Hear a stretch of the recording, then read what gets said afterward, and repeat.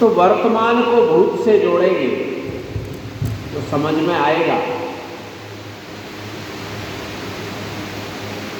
कि हमारे सामने किस प्रकार का इतिहास हमको परोस करके रख दिया गया।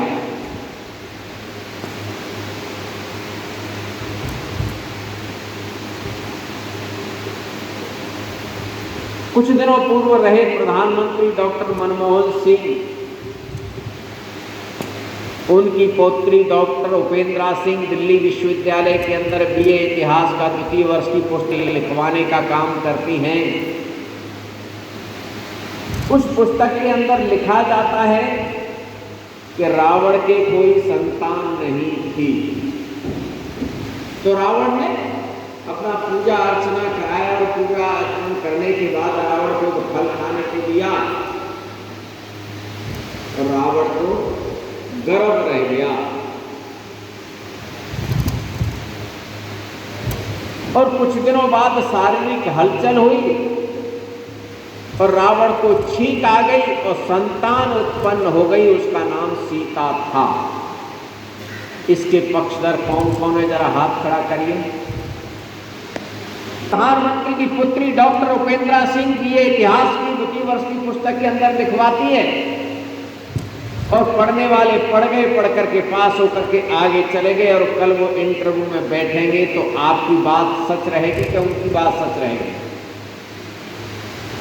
इंटरव्यू में आप फेल होंगे या पास? आप फेल होंगे। क्योंकि जो पढ़ करके गया वो कहेगा मैं पढ़ करके आया, वो इंटरव्यू लेगा तो उसी बात को कहेगा।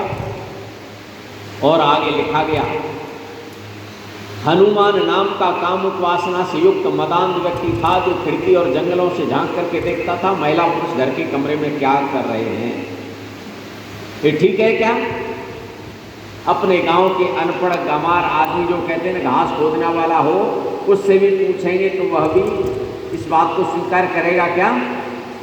अगर थोड़ा भी हनुमान भक्त हुआ तो लाठी लेके दौड़ पड़ेगा। तेरी हिम्मत कैसे हुई मेरे हनुमान जी को ऐसा कहने की? लेकिन लिख गया, कितना सारा लिखा। पुरानी बातें छोड़ दो, नए सत्र में लिखा गया। विद्या भारती की योजना से विद्या भारती के साथ काम करने वाले अपने अखिल भारतीय अधिकारी रहे दीनानाथ बत्रा जी, अतुल भाई कोठारी, शिक्षा बचाओ आंदोलन समिति और शिक्षा संस्कृति उत्थान न्यास ने केस लड़ा, केस हम जीत गए, वह पढ़ाना अब बंद हो गया। एक ये उदाहरण नवीनतम आपकी जानकारी में नहीं होगा इसलिए दिया। अब चले जाइए इतिहास में, हमारी गौरवशाली परंपरा या हमारी विजयशाली परंपरा कैसी थी। किसी गांव के किसी बालक से वो अस्वस्थ हो तो वह अस्वस्थ होने के बाद परेशान हो और उससे कोई आके कहे क्या है, तुम्हारे बाबा थे वह भी बीमार रहते थे, तुम्हारे बाबा के पिताजी थे वह भी ऐसे ही रहते थे, तुम्हारे पिताजी भी ऐसे ही रहे, और बालक कहेगा इसका मतलब हमारा जीना बेकार है, चूंकि हमारे कुल की परंपरा ही ऐसी चली आ रही है कि सब ऐसे ही थे।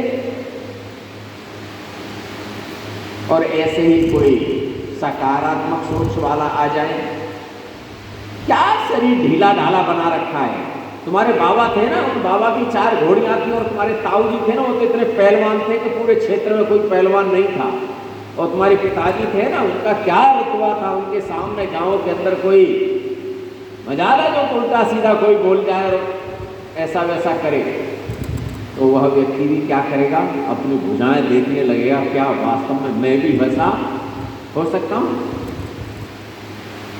इसको कहते हैं जैसा खाए अन्न वैसा बने मन, जैसा इतिहास पढ़ेंगे वैसी विचारधारा बनेगी। हमारे सामने कौन सी चीज परोसी गई? गुलामी का इतिहास।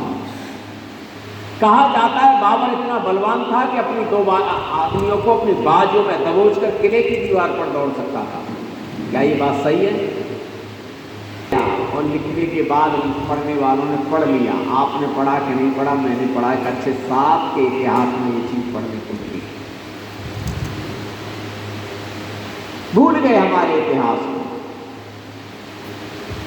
हमारे इतिहास के अंदर कितने सारे प्रकार के विषय प्रसंग आते हैं। यह देश संपूर्ण रूप से कभी गुलाम नहीं रहा। पूरा देश एक साथ गुलाम हो गया हो, कहीं कोई प्रतिकार करने वाला नहीं हो, इसका मतलब है गुलामी स्वीकार कर ली। इस देश के अंदर कभी गुलामी स्वीकार नहीं की।